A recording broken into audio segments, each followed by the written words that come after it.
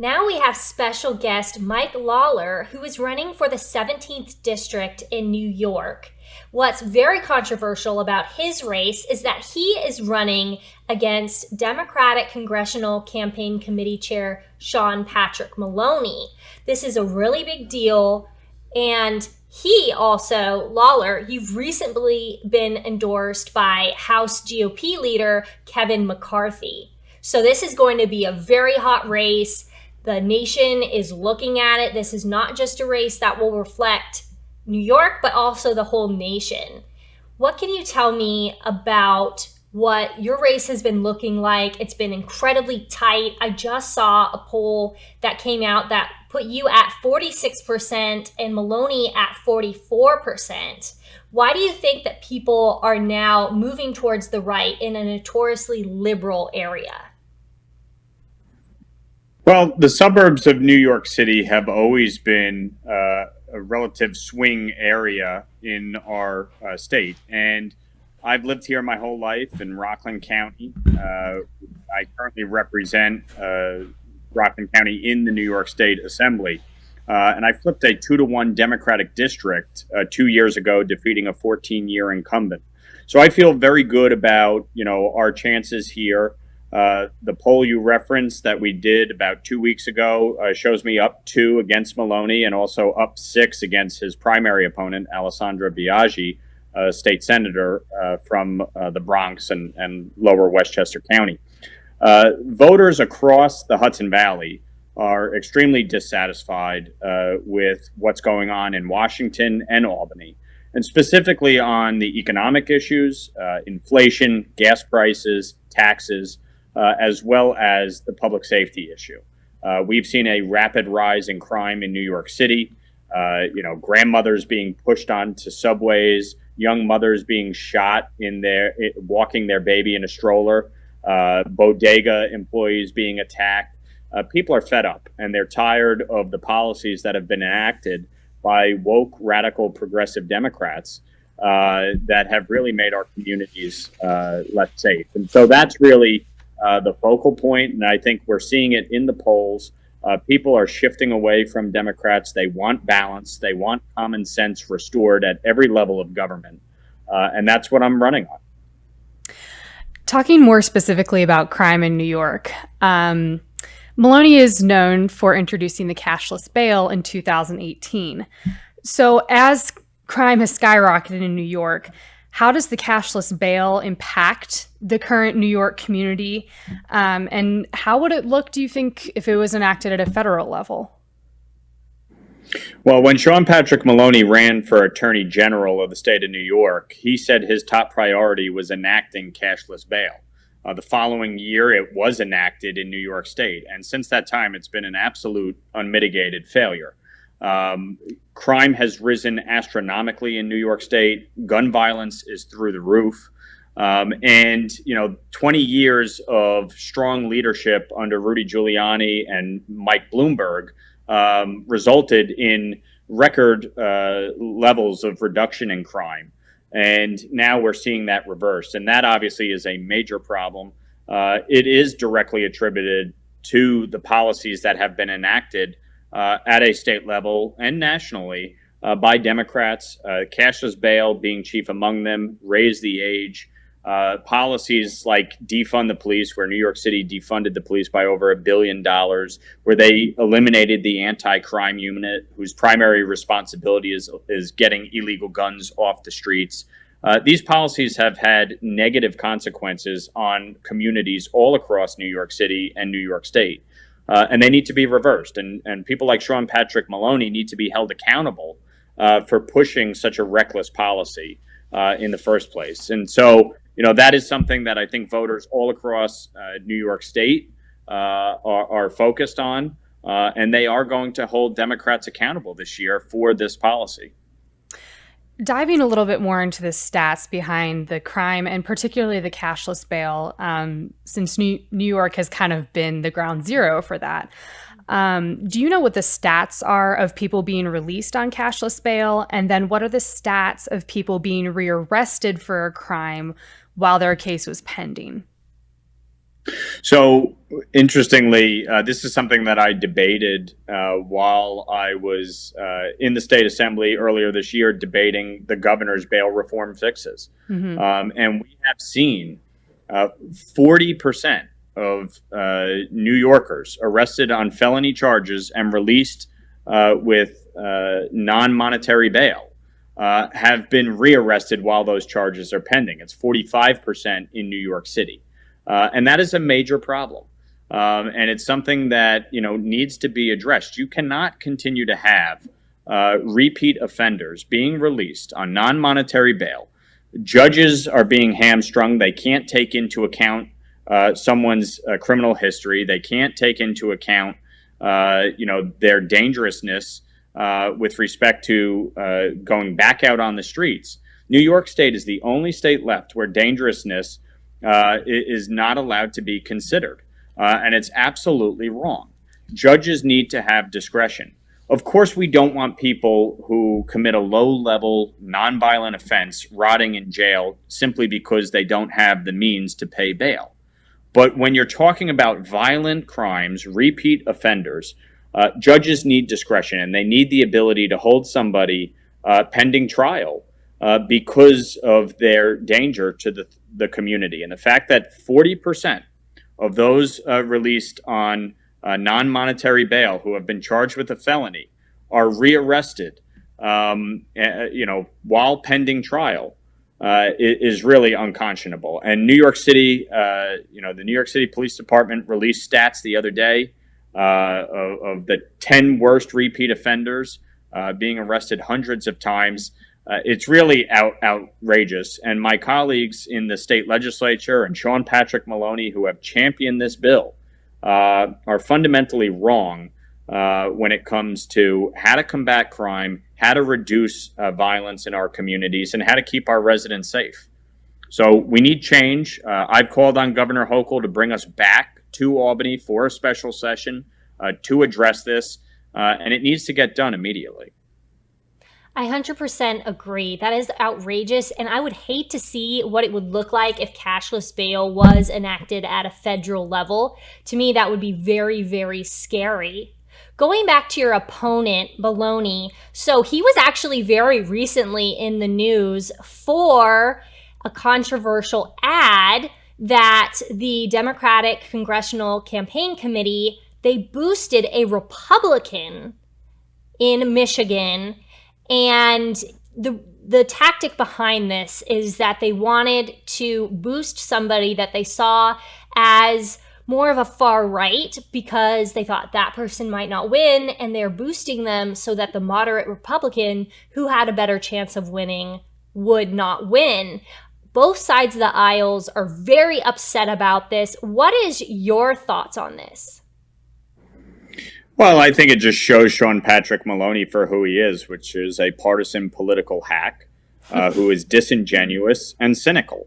And to use money that the DCCC raised to support the reelection of their preferred candidates and interfere in Republican primaries in attempts to try and find what they classify as the more extreme candidate. I think it just speaks volumes to the cynical nature of our politics and why people are so disgusted by it. Sean Patrick Maloney said just a few weeks ago that his top priority was reelecting a Democrat majority. So on the one hand, he's focused on reelecting extreme socialists like AOC and Ilhan Omar and Jamal Bowman.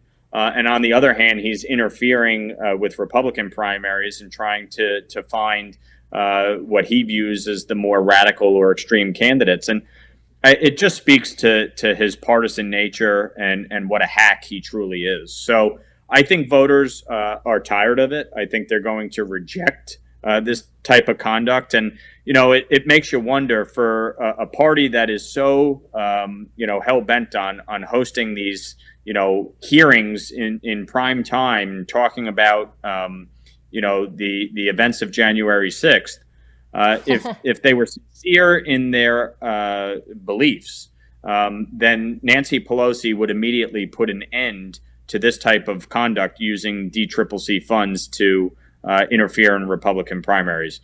But that tells you everything you need to know about the sincerity in which they're approaching those hearings. To continue a little bit more looking at the Democratic policies in New York, there was a news piece that came out yesterday about a congestion pricing plan in New York, where there will be taxing of suburban commuters to travel into the city. But currently, about 7% of people who work in New York City commute from suburban communities. So can you explain to us why you think Democrats are pushing for this? Is this part of a climate change agenda more broadly?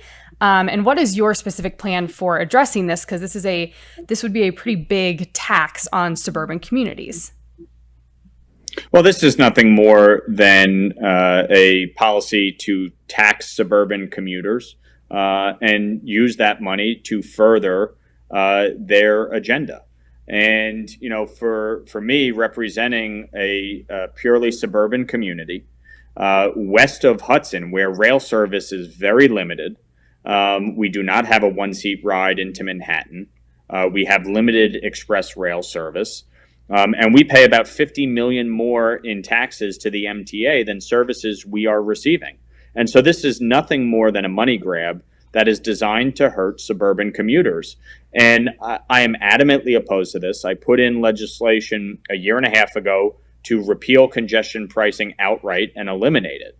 The fact is that this money will not be used to increase investments in Rockland County and west of Hudson rail service. It will be used to fund the MTA, which has been one of the most poorly run organizations in America. They are constantly running a deficit. They are constantly borrowing more money. And this is just another way for them to fill their coffers and misappropriate funds, which they have been doing for a very long time. So I am adamantly opposed to congestion pricing. I think anyone who is running for public office, especially outside of New York City, who supports congestion pricing, deserves to be removed from office because it is squarely designed to go after suburban commuters. I completely agree with that. And what the Democrats, their reasoning, I was looking it up, they said this is going to cause less pollution. And to me, that just seems more of the climate agenda, and that they are pushing for electric vehicles, just like in Biden's Inflation Reduction Act. It's not really that.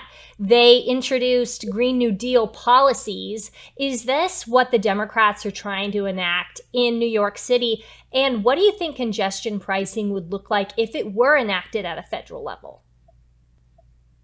Well, absolutely. There's no question that this is in furtherance of a bigger agenda.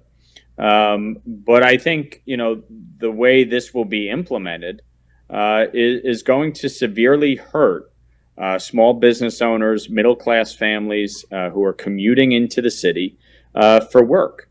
And, when you're talking about adding on $9 to $23 as a fee per entrance into Lower Manhattan, after already having to pay to cross over the George Washington Bridge or the tunnels coming across the Hudson River, it's a major problem. And I think it's something that, certainly nationally, Democrats are going to be looking to see how this is implemented and how they may be able to implement it nationwide.